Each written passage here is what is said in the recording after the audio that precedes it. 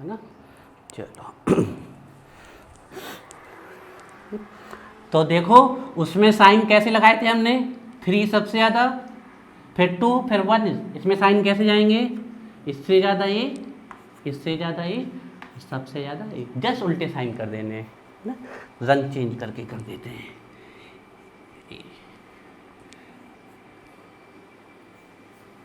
ये हो गया। और रटंत विद्या हमने आपको बता ही दी थी पहले, रटंत प्लस समझंत इक्वल हो जाएगी आपकी नॉलेज और स्टडी। पर समझंत के द्वारा रटंत होगा तो फॉरगेटिंग की जो प्रॉब्लम होगी वो हट जाएगी। क्लियर है दिव्यांशी? ठीक है, पहला हो गया। अब उसमें कौन सपोर्ट करता था, पोलर प्रोटिक सॉल्वेंट। पोलर मतलब पॉजिटिव नेगेटिव पोल होंगे, और प्रोटिक मतलब क्या देता होगा, H पॉजिटिव। इसमें पोलर तो होगा लेकिन नॉन प्रोटिक होगा, मतलब वो H आयन नहीं देगा। ये भी क्वेश्चन पूछ लिया जाता है ना। तो पहला फैक्टर्स हो गया, ये सबसे इंपॉर्टेंट फैक्टर्स है, ध्यान रखना है। तो पहला तो ये हो गया।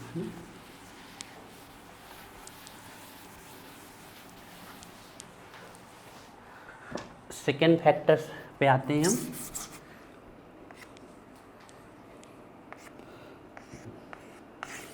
सेकेंड फैक्टर्स है, देखिए पोलर है ना, पोलर तो यही होगा, पर ए प्रोटिक नहीं होगा, ए प्रोटिक होगा, ए protic.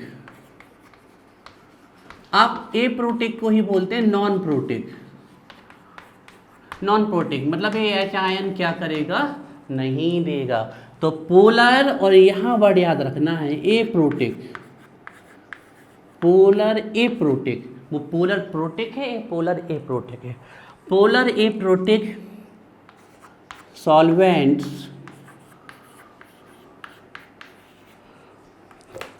Polar aprotic solvents favour SN2 reaction, है ना, SN2 रिएक्शन। अब एग्जाम्पल हमें इसके लिखने हैं, तो एक एग्जाम्पल तो बताएगी आयुष्का। बताओ आयुष्का, एक एग्जाम्पल जल्दी से बताओ। बता चुके हैं हम, बताओ फिर। कनिष्क एक एग्जाम्पल बताओ।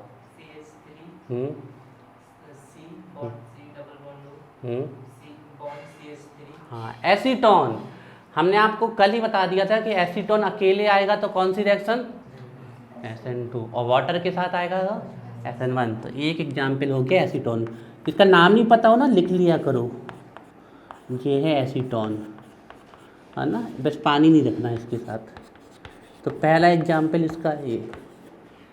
आप नाम बस याद कर सकते हो, अभी फॉर्मूले याद नहीं हो रहे आपको, तो धीरे धीरे करके आपकी अंडरस्टैंडिंग बढ़ेगी और ये फॉर्मूले क्या, बड़े से बड़े फॉर्मूले याद होंगे। ठीक है, एसीटोन। और दूसरा फॉर्मूला है डाईमिथाइल सल्फोनामाइड।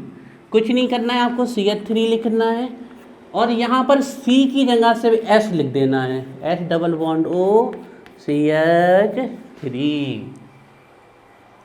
इसका नाम होता है DMS, डाईमिथाइल सल्फोनामाइड, DMS, या DMSO भी लिख सकते हो आप। हम पूरा नाम लिख देते हैं, डाईमिथाइल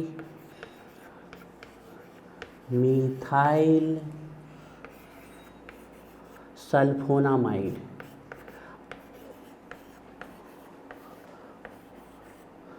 सल्फोनामाइड।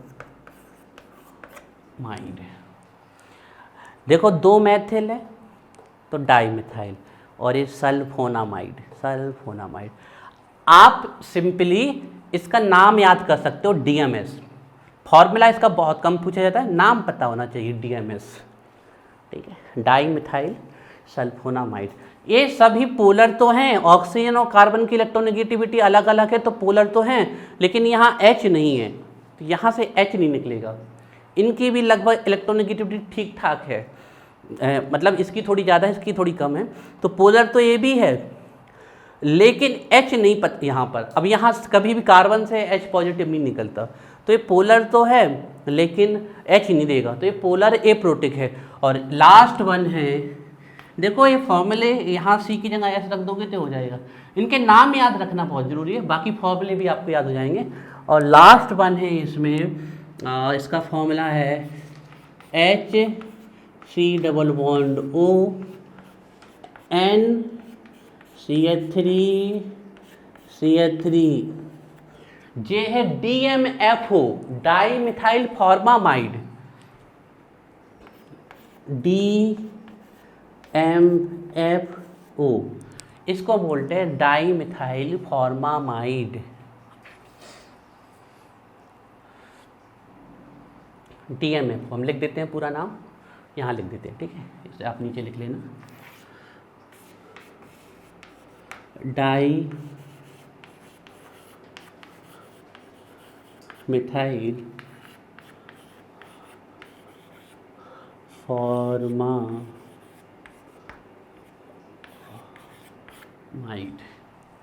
डाईमिथाइल फॉर्मामाइड, ठीक है। अब DMFO याद रख सकते हैं, ये आपको नाम याद रखने पड़ेंगे पोलर एप्रोटिक सॉल्वेंट के, ठीक है। DMF, DMFO, DMSO या DMS भी लिख सकते हो, DMSO भी लिख सकते हो, ठीक है। ये था। अब तीसरा वाला बताओ कोई,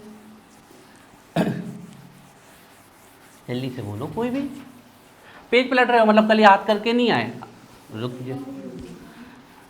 उसमें क्या था, weak nucleophile favours SN1 reaction, तो इसमें क्या जाएगा SN2 रिएक्शन। अभी हम बहादुर को बुलाते हैं, रुक जाओ। किसमें, इसमें ईथर आ सकता है, ईथर भी आ सकता है, लेकिन हमने आपको मोस्ट 3 लिखवाए हैं जो आते हैं, ईथर भी आ जाएगा, क्योंकि ईथर स्लाइटली पोलर है और एप्रोटिक है, बिल्कुल आ सकता है।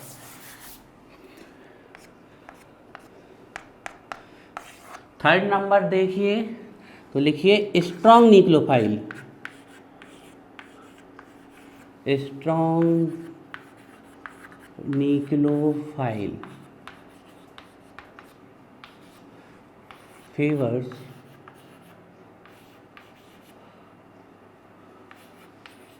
Strong nucleophile favours SN2 reaction, ठीक है, याद रखना है।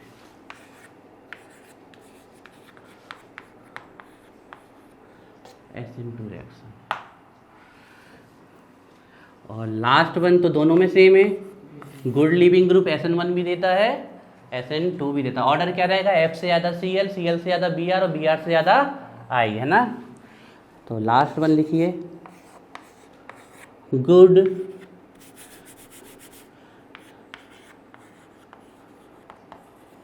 लिविंग ग्रुप also favors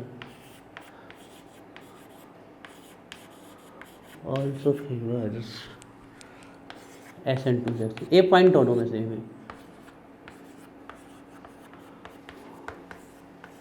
ठीक है, मतलब F से ज़्यादा Cl, Cl से ज़्यादा Br, ये दोनों के पॉइंट हो गए, ठीक है।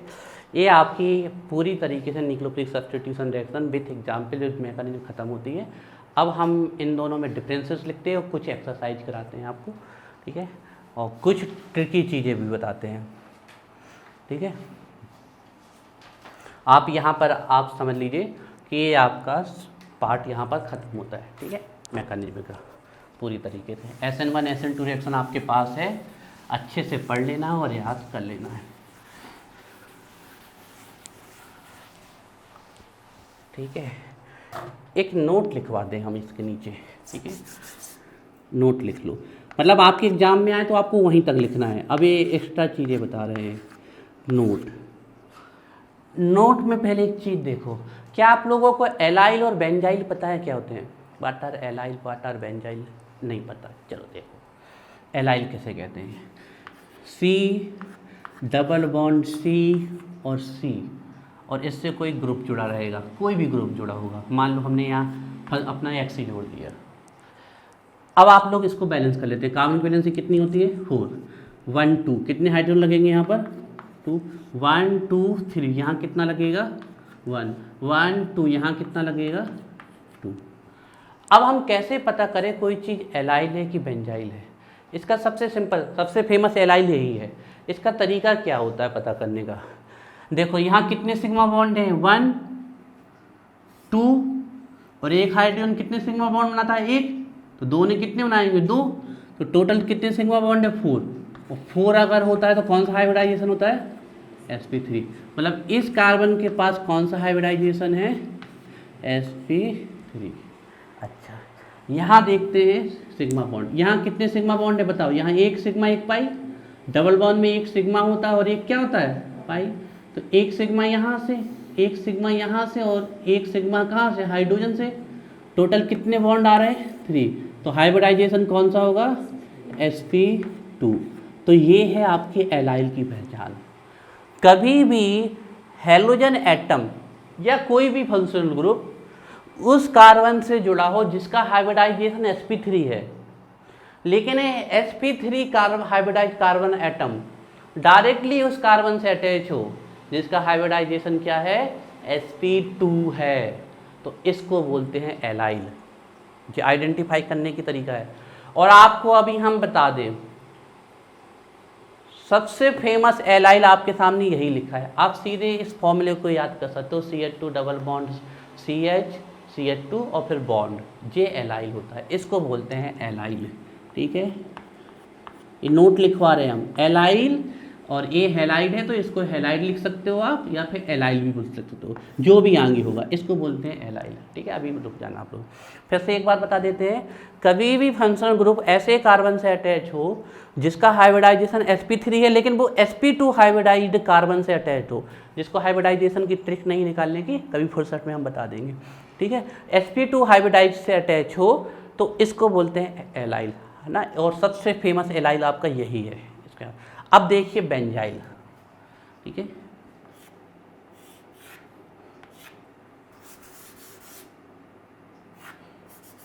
ये हो गई benzene.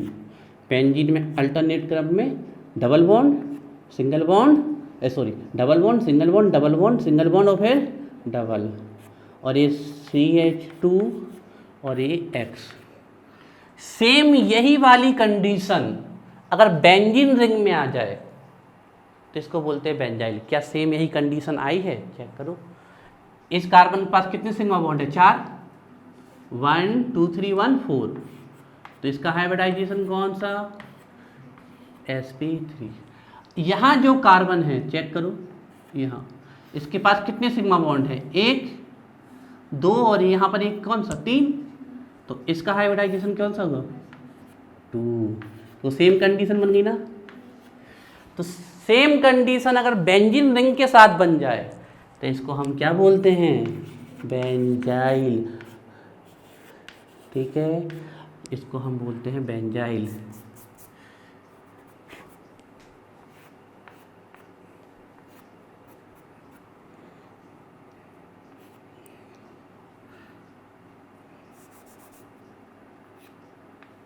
This is called benzyl, this is called benzyl. और आपको हम सीधे कहेंगे, अभी आप रट लें, CH2 double bond CH CH2, ये होता है एलाइल और ये होता है बेंजाइल। हमेशा के लिए ध्यान रखना इसको, जे कहलाता है बेंजाइल या बेंजिल भी बोल सकते हो आप इससे, और ये होता है एलाइल। और ध्यान रखना एलाइल और बेंजाइल, अब इसको हम फर्दर एक्सप्लेन नहीं कर रहे हैं तो टाइम वेस्ट हो जाएगा, ये कोई इतना इंपॉर्टेंट बात नहीं है। एलाइल और बेंजाइल कौन सी रिएक्शन देते हैं? SN1 रिएक्शन देते हैं, ये बात आप नोट करके लिख लो। सो SN1 रिएक्शन। अब इसका रीजन ये है कि इनकी स्टेबिलिटी, इनके कार्बोकेटाइन की स्टेबिलिटी ज़्यादा होती है। ठीक है, तो ये नोट करके लिख लो। ठीक है,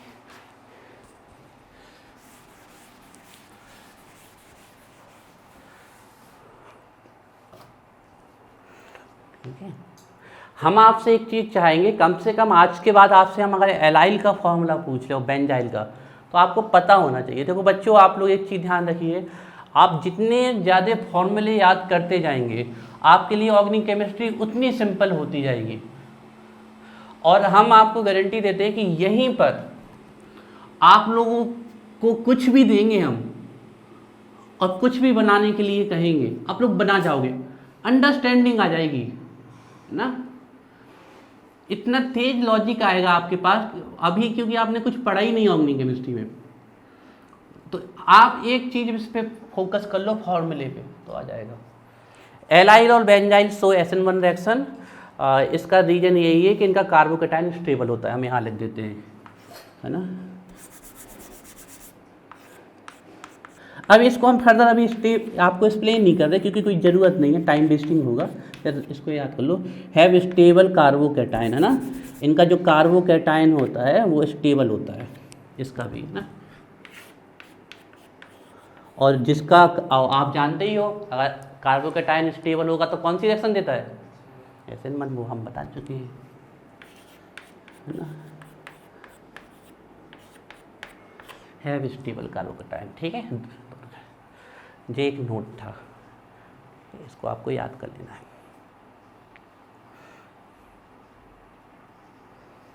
ठीक है, अब आ रही है होमवर्क की बारी और फिर प्रैक्टिस की बारी। ठीक है, होमवर्क की बारी एंड प्रैक्टिस की बारी अब आ रही है आपकी। ठीक है, चलिए ये यहाँ पर इतना ख़त्म।